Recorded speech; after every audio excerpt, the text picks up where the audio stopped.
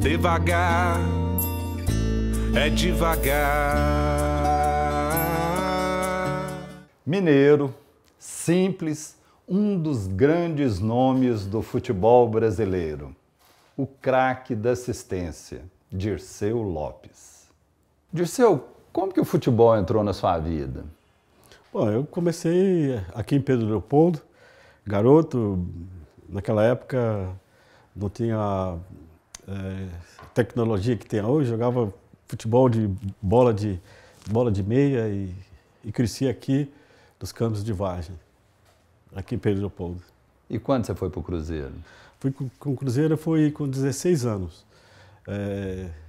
Eu tive uma proposta para ir para o Atlético, na época, mas eu tive a felicidade de o diretor do Cruzeiro, que era daqui, foi ex-jogador, falecido Adelino. Você chegou no juvenil? Cheguei no juvenil, mas joguei 3 meses só. E na mesma época que eu cheguei, chegou o Tostão vindo do América, vindo o Piazza daqui de Neves, e Pedro Paulo daqui, o Natal disputamos um campeonato, e aí formou aquele time maravilhoso do Cruzeiro, né, que tornou-se um dos maiores clubes de futebol do mundo, né? Foi tudo assim montado, um time novo, um time jovem, e que o futebol mineiro naquela época, em 1964, era um futebol, vamos dizer assim, caseiro. O futebol mineiro é como hoje, o futebol brasileiro, é um exportador de jogador para a Europa, né? Estados Unidos, Europa, e agora para o mundo inteiro, China e tal.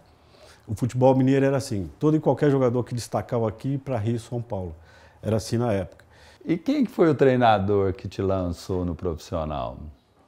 O falecido Ayrton Moreira. O Ayrton Moreira não era tão conhecido, mas conhecido foi os seus 2 irmãos, né? Aimoré Moreira e Zezé Moreira, que foram treinadores da seleção brasileira. Mas ele foi muito importante, o Ayrton Moreira foi muito importante na história do Cruzeiro, porque ele foi jogador de futebol, embora não teve o privilégio que eu tive, né? Mas foi um jogador, e ele foi muito importante, inclusive, nesse título que nós ganhamos lá do Santos, lá em São Paulo.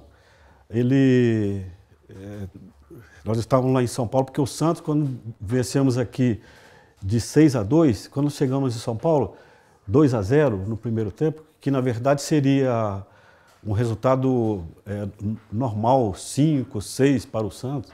Aí quando estava dentro do vestiário, foi uma coisa que realmente aconteceu, que estava aquele silêncio dentro do vestiário. Chegou o presidente do Santos, Atier Jorge Cury, com o presidente da Federação Paulista, para marcar o 3º jogo para o Maracanã. Porque o Santos realmente era uma máquina. E era na época do Pelé, né? Do time do Santos de Pelé. Era uma verdadeira seleção brasileira, né, o Santos, né? Porque tinha o Carlos Alberto, aquele que é considerado o maior goleiro de todos os tempos, né, que é o Gilmar, né, Pepe, tudo Zito, quer dizer, era uma verdadeira seleção brasileira. Coutinho. Então, 2-0 no primeiro tempo, estava aquele silêncio no vestiário, e quando chegaram os dois, procurando o seu feliz, e conversaram na nossa frente. E aí, o Ayrton Moreira, por ter sido jogador, né, ele mexeu com nossos brilhos, mexeu com tudo nós. E aí, quando voltamos para o segundo tempo, o Cruzeiro era um time muito novo, a gente estava na faixa aí de 19, 20 anos. Aí mudou a coisa, nós viramos o placar de 3-2 e poderia ter sido mais. Mas ele foi muito importante por questão de psicologia, né? Mudou a história do jogo, mudou a história do Cruzeiro, mudou a história do futebol brasileiro. E como que era fazer parte daquele quadrado mágico lá, Piazza, Zé Carlos, Dirceu Lopes e Tostão?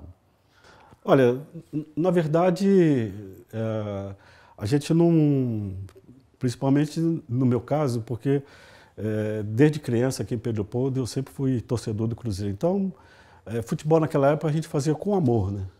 Não é como hoje que, infelizmente, a coisa virou muito comercial e perdeu o futebol, né? Perdeu muito da sua beleza. A gente era praticamente amador, jogava por amor e gostava de jogar futebol, né? De jogar bola. A gente gostava de jogar bola.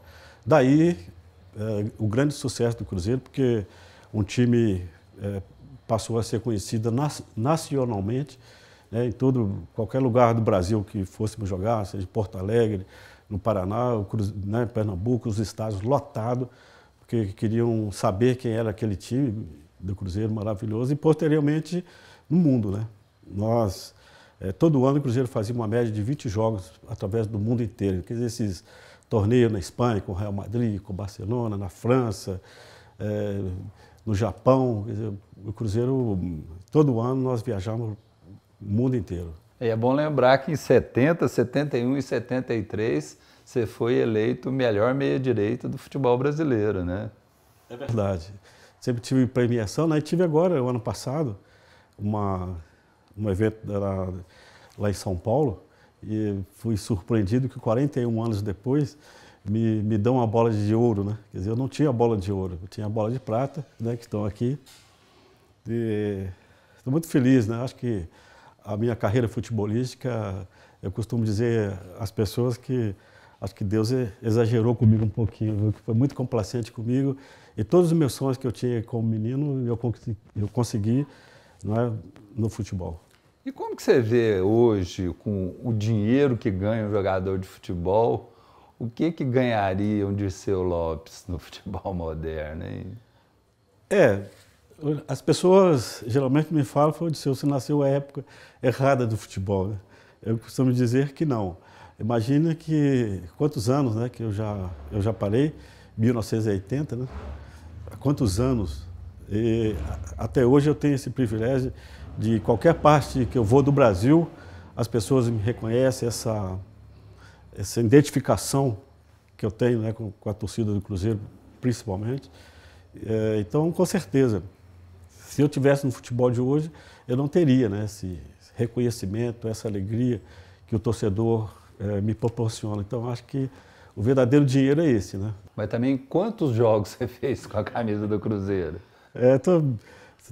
Passei para passado pelo Fábio agora, né? 620 e poucas partidas, alguma coisa assim. Mas é verdade que é oficialmente, né? Porque eu joguei mais. As categorias de base, igual, por exemplo, questão de gols, eu sou o segundo artilheiro da história do Cruzeiro, mas se computarmos a categoria de base, eu passo o Tostão. Você parou sua carreira cedo, né? Por quê, Dirceu? Não, eu parei na época certa, porque o jogador como eu, que é um jogador velocista, a torcida não aceita que mude, né? Porque geralmente, igual o Zé Carlos, um exemplo, o Zé Carlos jogou até 40 anos, mas o Zé Carlos era um jogador mais parado, né, vamos dizer assim, mais tocava a bola e tudo, então ele foi mais tempo. Mas no meu caso, a torcida não aceitava, né? E aí começou a vir algumas manifestações, eu falei, opa, está na hora de parar. Até a próxima. Tudo que é bom passa rápido. O nosso Simplesmente Minas está chegando ao fim, mas a gente volta no próximo programa com mais histórias para contar. Até lá. Não é um atestado de nascimento, é pouco mais pra cima, comportamento. Estilingue, canivete, vara de pescar.